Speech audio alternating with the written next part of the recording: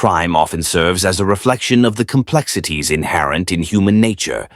At times, it becomes exceedingly challenging to discern the true identity behind a facade. As one navigates through layers of deception and treachery, it can be startling to realize that the individual responsible for a crime may not be the one initially suspected, but rather someone entirely unexpected. The case at hand exemplifies this notion.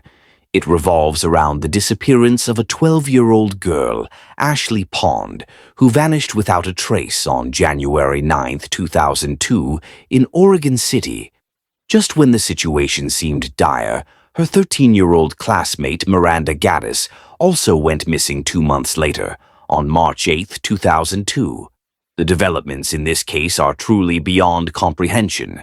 Families were shattered, communities were engulfed in fear, and investigators found themselves perplexed as they endeavored to untangle the intricate web of falsehoods surrounding the situation.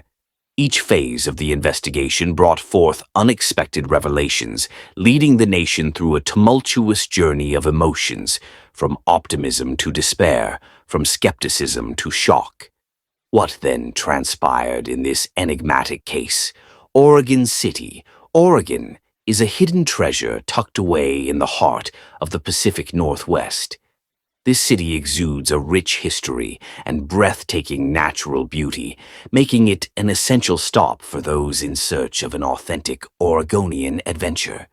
From the iconic Oregon City Municipal Elevator to the historic McLaughlin House, there is an abundance of cultural and historical sites waiting to be explored. Whether you are a history enthusiast, a nature admirer, or simply seeking a serene escape, Oregon City offers something for everyone. However, this serene place also bore witness to the tragic fate of 2 young girls who met their untimely demise in 2002. On January 9, 2002, in Oregon City, Oregon, the story began. On that wintry morning, 12-year-old Ashley Pond found herself rushing to catch the school bus. After a quick breakfast and a goodbye wave to her mother, Lori Pond, Ashley set off for school in her Tommy Hilfiger jeans and spaghetti-strap shirt. Little did anyone know that this seemingly ordinary day would mark the beginning of a harrowing journey that would end in tragedy. Ashley never boarded the bus that day, nor did she arrive at Gardner Middle School. She vanished without a trace, leaving her mother, Lori, in a state of panic. As the hours passed with no sign of Ashley, Lori's worry grew. Frantically calling friends and checking with the school and dance class, Lori's worst fears were confirmed. Ashley was nowhere to be found. With no other recourse, Lori dialed 911 to report her daughter missing. Officers from the Oregon City Police Department swiftly responded to Lori's Newell Creek Village apartment, initiating their inquiry into this mysterious disappearance. Despite an immediate search effort, the authorities remained composed, entertaining the notion that Ashley may have voluntarily left and would return home soon. The news of Ashley Pond's vanishing quickly spread throughout Oregon City, dominating conversations everywhere. Speculations circulated that Ashley had indeed fled her home, yet no evidence pointed to her whereabouts. Upon inspecting Ashley's room, all her cherished belongings remained untouched, a puzzling detail for a young girl supposedly on the run. This only heightened concerns that something sinister had befallen her. Desperate to locate her, Ashley's family distributed missing person flyers, consumed by the relentless quest to find their missing loved one. Meanwhile, investigators meticulously retraced Ashley's last known movements, pinpointing her final location at the apartment complex, with uncertainty surrounding her arrival at the bus stop. Interviews with school children on the bus suggested that the disappearance occurred between leaving the apartment building and reaching the bus stop. Located atop a hill behind the complex, a wooded area nearby, often used as a shortcut, raised questions about Ashley's possible route that day. Despite the absence of solid leads, authorities, after days of exhaustive search efforts, began considering the disappearance as a potential abduction, possibly involving foul play. Investigators, devoid of any other leads to pursue, opted to scrutinize those closest to Ashley, delving deep into her life. On March 1st, 1989, Lori welcomed her firstborn, Ashley, into the world as an unmarried 16-year-old. Shortly after, Lori tied the knot with her high school sweetheart, David Pond. More offspring soon graced the household, with Ashley assuming the role of elder sister to her two younger siblings. Known for her affectionate and protective nature, Ashley particularly doted on her sister Brianna, who trailed her by a mere 18 months. Described as carefree and amiable, Ashley had a penchant for entertaining others. Her bubbly demeanor earned her a plethora of friends at Gardner Middle School, where she also showcased her talent as a member of the dance team. The initial years of Ashley's life mirrored those of her peers until a tumultuous divorce between her parents at the age of 9 or 10 altered her trajectory. Amidst the divorce proceedings, David Pond stumbled upon a long-buried secret in a bid to reduce child support payments.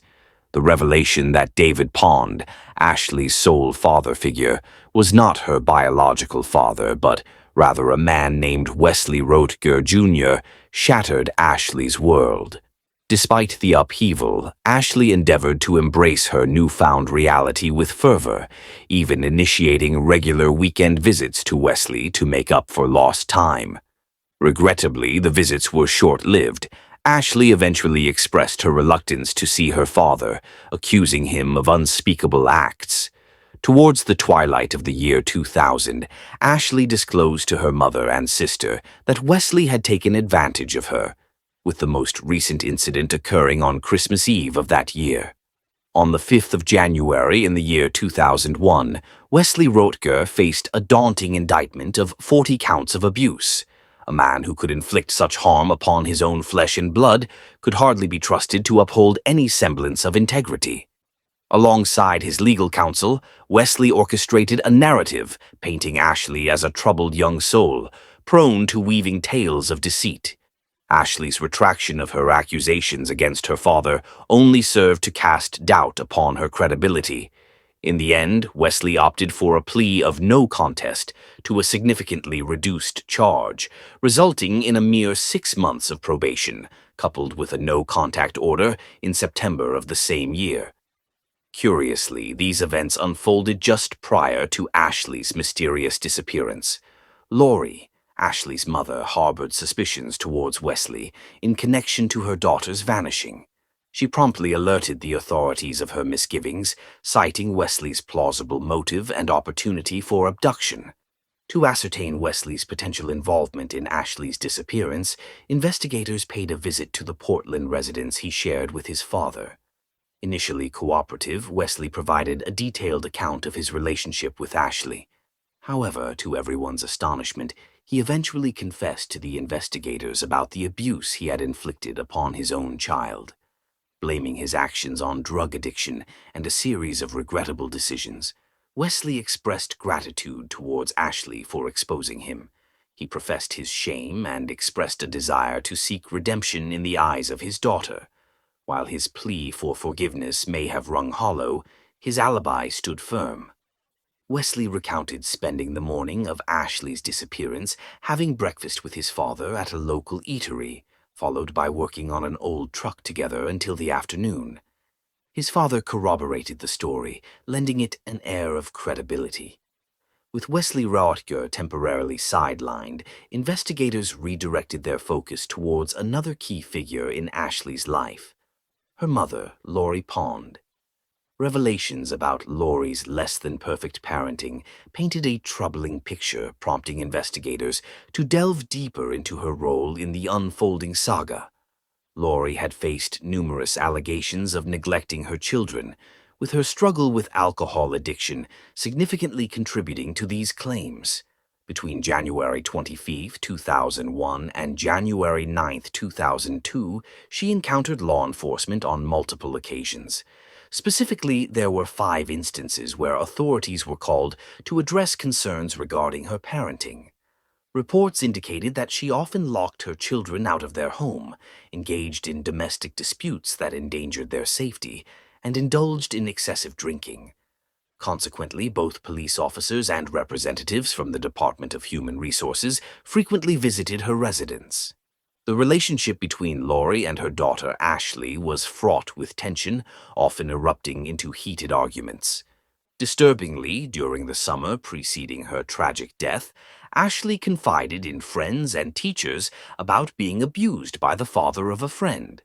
This alarming revelation was reported to the Oregon Department of Human Resources, yet Lori shockingly failed to take any action. An assessment concluded that Ashley and her siblings were receiving only the bare minimum of care from their mother. It was perplexing that, amidst such chaos, Child Protective Services chose not to intervene. When questioned by the police, Lori was forthright, acknowledging her tumultuous relationship with Ashley. Nevertheless, she maintained that beneath their conflicts lay a deep mother-daughter affection. She remained steadfast in her initial account to investigators, asserting that her statements were consistent. Although investigators found no compelling motives, they nonetheless urged Lori to undergo a polygraph examination. After successfully passing the test, she was cleared as a suspect. With Ashley's family members and close acquaintances ruled out, the investigation faced a dearth of leads. The vicinity of the Newell Creek apartment complex was known for its challenges, with a concerning number of sexual offenders potentially having access to the area. The Oregon police conducted interviews with nearly all of them in an attempt to uncover new leads, but unfortunately, their efforts were in vain. Once all leads were exhausted, the Oregon City Police Department sought assistance from the Federal Bureau of Investigation on January 22, 2002. With the aid of the Federal Bureau of Investigation, the search for Ashley Pond intensified. Ashley's sudden disappearance deeply impacted the entire Oregon City community, but it was her school friends who were hit the hardest. On the morning of January 23, 2002, Anna Song, a reporter from KTU News, interviewed a few kids at the bus stop as they waited for the school bus. It was the same bus stop where Ashley had caught her bus every day before she went missing. One of the girls interviewed was 13-year-old Miranda Gaddis, one of Ashley's closest friends and her neighbor. "One of your friends or something? It's just really different and really sad," Miranda said. In a heartfelt interview, Miranda shared that she had no idea what might have happened to her friend, but she considered the possibility of kidnapping. However, Miranda also mentioned that Ashley had confided in Miranda's sister about her desire to run away from home.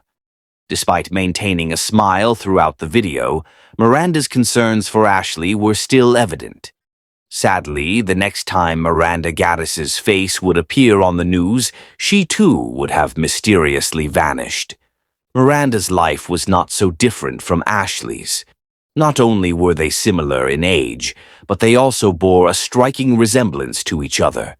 Their similarities did not end there, as they lived in the same apartment building, attended the same school, were part of the same dance team, hung out with the same friends, and both had been victims of abuse by the father figures in their lives. Both girls were also raised by their single mothers, who had their own struggles. The lives of the two best friends were destined to intersect one last time in a cruel twist of fate. Miranda Gaddis graced the world with her presence on November 18, 1988, in the charming locale of Oregon City, born to Jason Richard Gaddis and Michelle Duffy. Unlike her sister Ashley, Miranda was welcomed into a family where her parents were united in marriage at her birth. However, this did not shield her from the shadows of her father's abusive nature. In a harrowing turn of events in February 1995, when Miranda was merely 6 years old, her father was convicted of the kidnapping of two young girls, resulting in a mere 6-month prison sentence and an extensive 54 years of post-release supervision. This incident inevitably shattered the union between Jason Gaddis and Michelle Duffy, leading Michelle to seek solace in a new relationship. Regrettably, her choice in partners proved disastrous, as her new companion was also convicted of serious crimes, and incarcerated. Consequently, Miranda and her siblings found themselves in foster care for a brief period before returning to their mother's embrace. Despite the tumultuous circumstances, Miranda thrived, cherishing moments spent with her siblings. Friends often described her as vibrant, sociable, and humorous, yet deeply compassionate. With a fervent passion for dance, she envisioned a future as a model. One of Miranda's most commendable traits was her determination to alert others to the dangers she perceived, striving to shield them from the malevolence she had encountered. Inspired by her proactive spirit, the Gardner Middle School dance team diligently prepared for a performance set for March 23, 2002, aimed at raising funds for a reward in the search for Ashley Pond, whose mysterious disappearance had cast a pall over the community for nearly 2 months. Like many, Miranda began to lower her defenses, unaware that darkness still loomed nearby. March 8, 2002, dawned as an ordinary day in Oregon City. At that moment, the community had nearly recovered from the shock of 12-year-old Ashley's disappearance, and life had resumed its usual rhythm. In the house of Miranda, the day commenced like any other school day. By 7:30 a.m., Miranda's mother, Michelle, departed for work, leaving Miranda to prepare for school. Michelle assumed her daughter would adhere to her daily routine and make her way to school independently. Little did she know that it would be the last time she would see her daughter. Around 1:20 p.m. that day, Michelle received a call from her eldest daughter, revealing that Miranda was missing from school, and none of her friends had any information on her whereabouts. An anxious Michelle immediately contacted the school to investigate, only to discover that Miranda had skipped all her classes that day. Following the recent events involving Ashley, Michelle wasted no time in alerting the authorities about her daughter's disappearance. The eerie similarities between Miranda's disappearance and Ashley's were not lost on anyone, including the Oregon City Police. With the first case still unresolved, this was yet another devastating blow to the town. The community was left in shock, with fear gripping every parent's heart. The thought of the abductor still at large, targeting young girls, instilled terror in everyone. Law enforcement officials suspected a connection between the two disappearances, possibly the work of the same individual.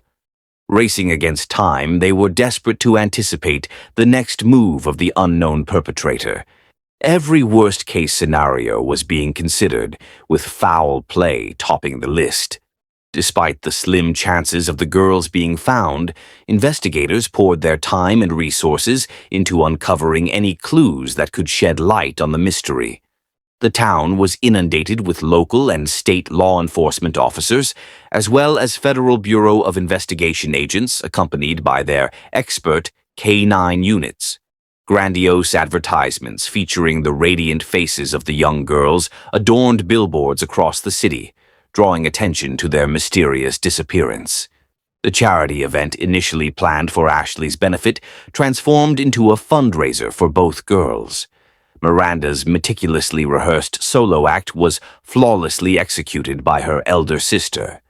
Detectives meticulously combed the area, halting vehicles and questioning locals. One particular residence piqued their interest.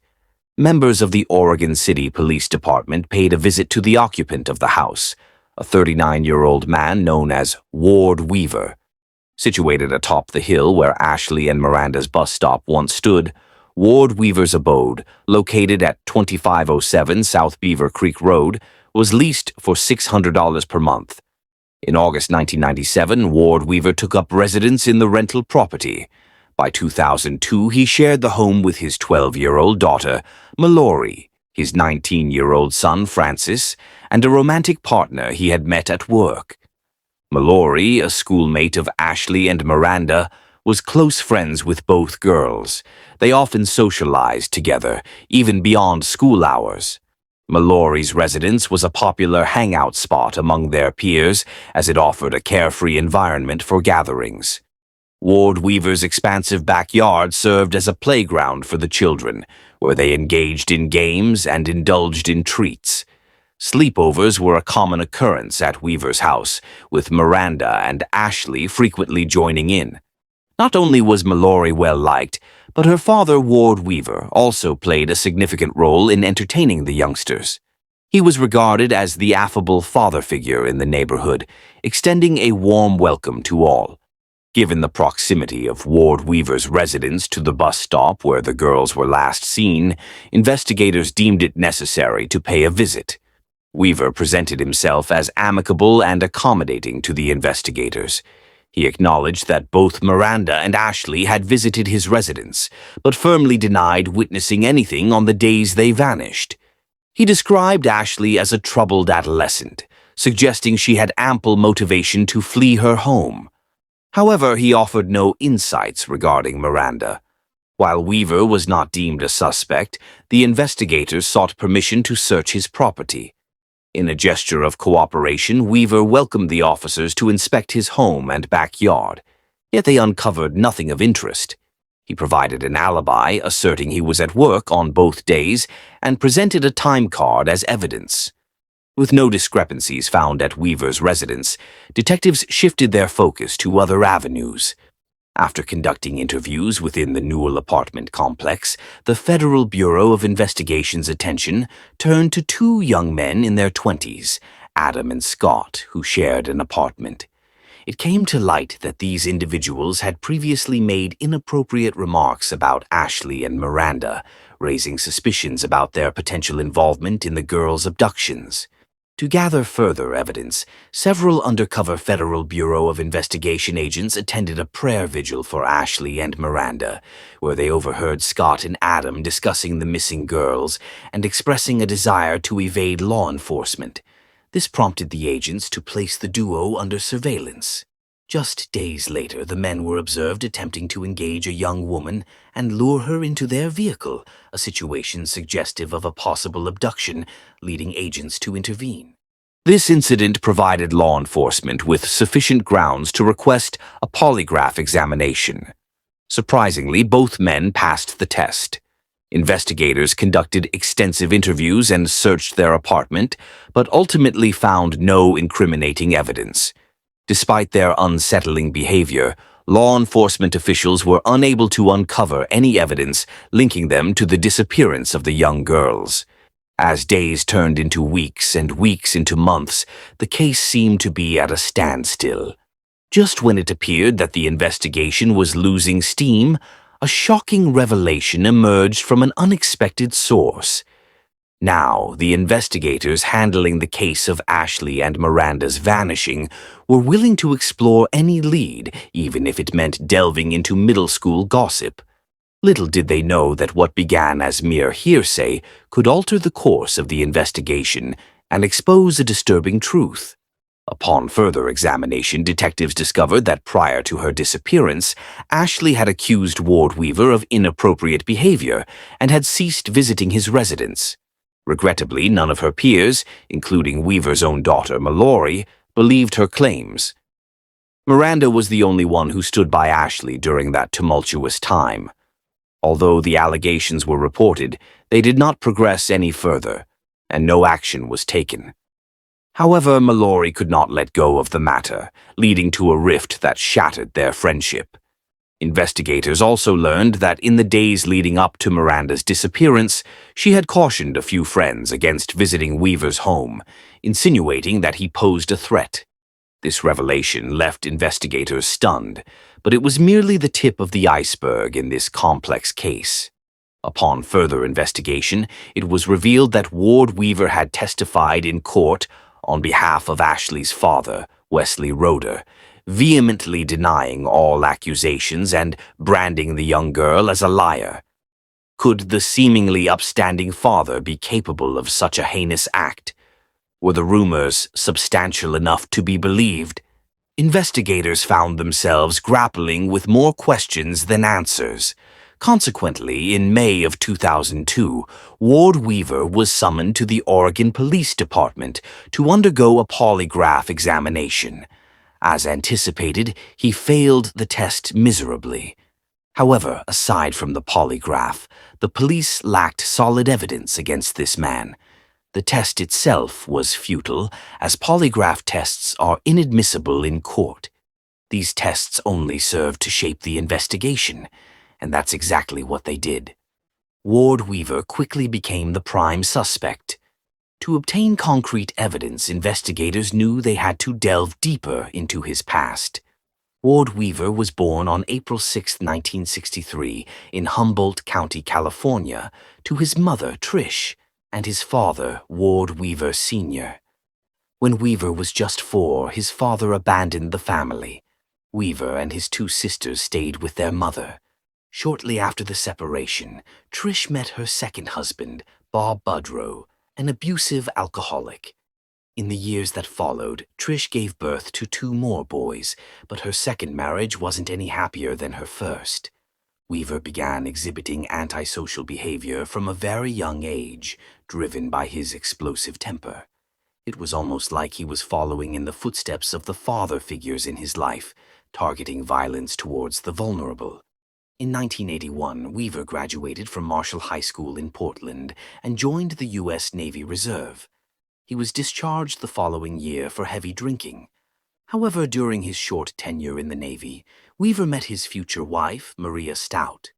Soon, Weaver moved in with his mother and stepfather, along with Maria, who soon became pregnant. But the couple did not share a healthy relationship.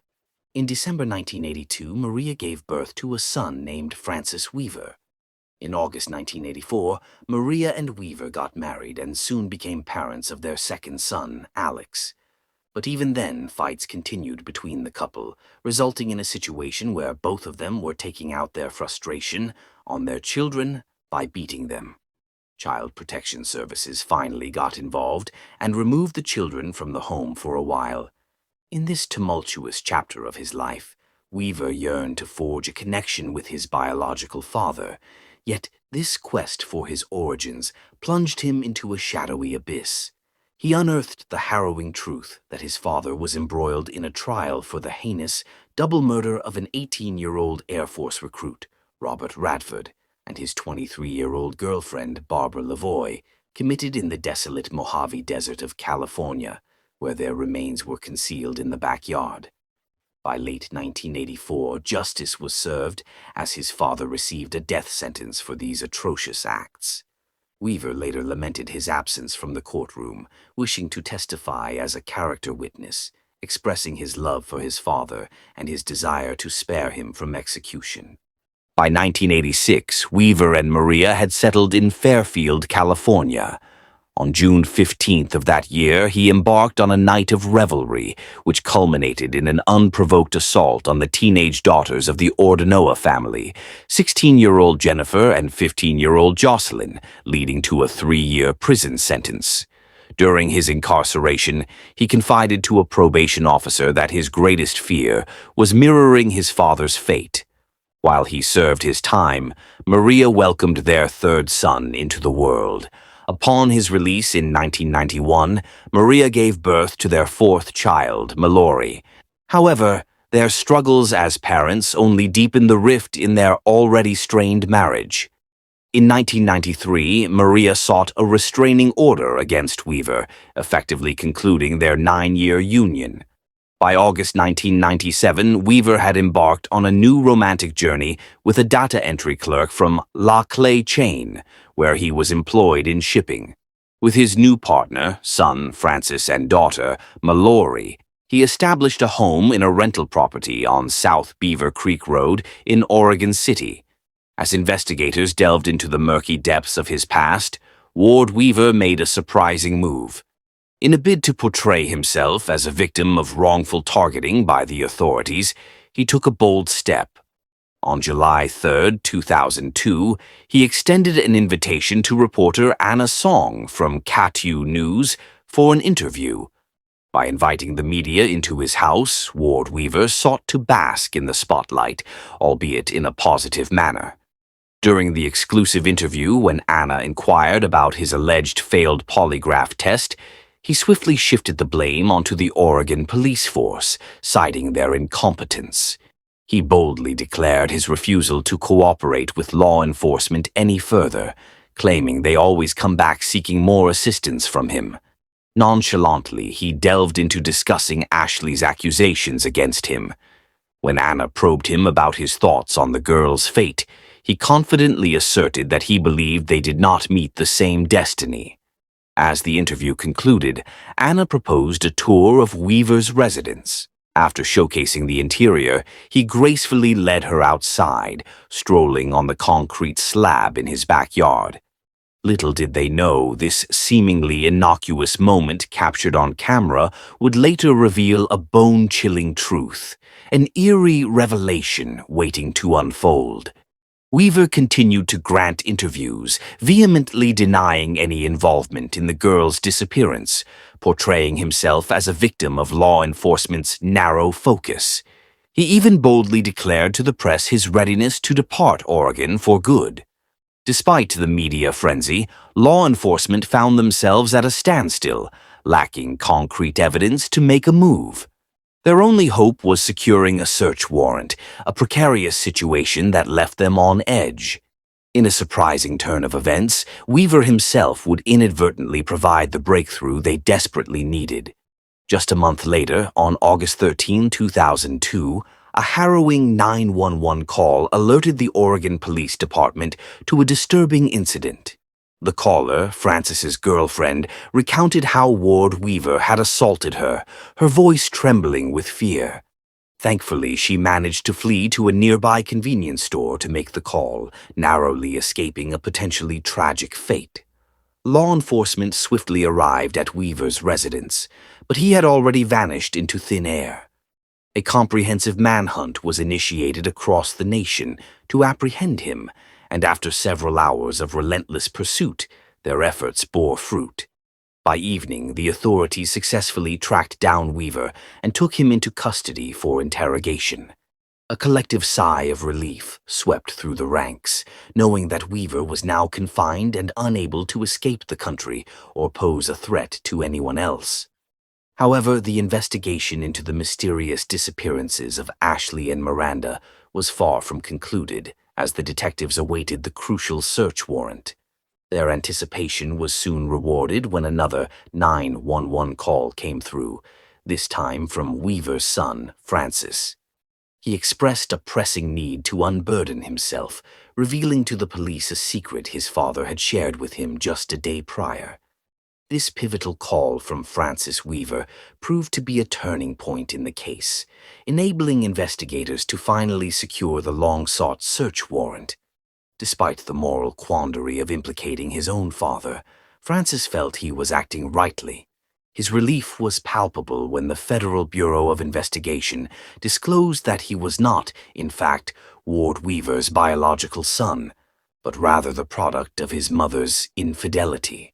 On August 23, 2002, Oregon police, aided by Federal Bureau of Investigation agents, commenced a thorough search of the property. The area was cordoned off, with barriers erected to shield the proceedings from the media, as they sought any evidence linking Weaver to the missing girls. The search expanded to the backyard the following day. As police introduced cadaver dogs into the premises, hope began to wane, yet the families of both girls yearned for closure. To the investigators, the backyard resembled a scene from a chilling horror film. Upon entering, they were met with a nauseating stench that filled the air. In the backyard, a shed stood with paper strips hanging from the ceiling, adorned with deceased flies. Within that shed, investigators stumbled upon a cardboard box containing human remains. The remains were then transported to the medical examiners for identification. On Sunday, August 24, 2002, Federal Bureau of Investigation personnel revealed the identity of the human remains during a grand news conference. Although Miranda's remains were discovered, the search for Ashley continued. When the shed yielded no further clues, the task force redirected their focus to other areas of the backyard, particularly a suspicious concrete slab. This very slab was where Weaver conversed with Anna Song during his interview. Upon breaking through the cement, they uncovered 3 abnormally large barrels. Inside one of these barrels, another set of human remains was found. The condition of these remains differed significantly from Miranda's, suggesting they had been stored in a freezer at some point. After a thorough search, a freezer believed to have been used for this purpose was located. The medical examiner's office ultimately confirmed that the remains belonged to Ashley Pond. The news was overwhelming for Ashley's family as well. Ward Weaver, already incarcerated, was charged with the aggravated murders of Ashley and Miranda. These charges carried the death penalty in Oregon, a fate Weaver was now confronting. Despite the mounting evidence against him, Weaver adamantly denied any involvement in the murders. The people of Oregon City were left in shock by the turn of events, realizing the danger their children had been exposed to at the predator's residence. Naturally, they were eager to hear Weaver's account of his actions following his exposure. In early 2003, Anna Song conducted a jail interview with Weaver as he awaited trial in custody. She commenced the interview with a captivating inquiry. Weaver, it appeared, was not inclined to surrender easily. Despite his words, his demeanor clearly showed his lack of regret. It's incomprehensible how a loving father and responsible citizen from the July 2002 interview had transformed into a callous and indifferent man who refused to acknowledge the severe consequences of his actions. Going a step further, he even chuckled when reminded by the reporter about his son's accusations and his admission. Prior to concluding the interview, Anna Song inquired if he had any words for Ashley and Miranda's families. However, he might have realized that his falsehoods were failing to conceal his crimes. Instead of remaining silent, he continued to face the media, even after being advised against it by his attorneys. On March 27, 2003, Weaver's legal team filed a motion to withdraw from the case due to his non-compliance with their advice. When new lawyers were appointed, they informed the court that they required an additional year to prepare for the trial. Just when everyone thought there was nothing left but to await the trial, Weaver had a surprise up his sleeve. In early 2004, Weaver began behaving erratically. He claimed to hear voices. His lawyers filed a motion requesting a medical evaluation to ensure his mental stability for the court appearance. After a few months, the judge ruled him unfit to stand trial. On August 25, 2004, Weaver, now heavily medicated, appeared in court once more. This time, he was deemed fit to stand trial. However, Ward Weaver was a man who enjoyed playing games, and he was prepared to unveil his final twist. He wished to plead guilty to the charges and avoid the death penalty. Before the plea deal was presented to Weaver, it was submitted for the approval of the Pond and Gaddis families. Despite their strong desire to ensure that Weaver faced justice for the horrific crimes committed against their daughters, they ultimately chose to spare themselves the anguish of a lengthy trial. On September 22, 2004, Ward Weaver entered a guilty plea to the charges of aggravated murder. Prior to delivering the sentence, the judge shared some profound words. Weaver received the harshest punishment available, a life sentence in prison without the possibility of parole. Regrettably, the plea deal denied Ashley and Miranda's families the closure they sought. The details surrounding the girls' tragic deaths remained shrouded in mystery. It was only through the determination of Miranda's younger sister that any semblance of truth was uncovered. In 2009, she confronted Weaver in jail, seeking the answers that would bring solace to her grieving family. While Ward Weaver was meant to fade into obscurity following this chapter, he left behind a dark legacy that haunted his family. In 2016, his stepson, Francis Weaver, was handed a life sentence for his involvement in the 2014 murder of Gaddis.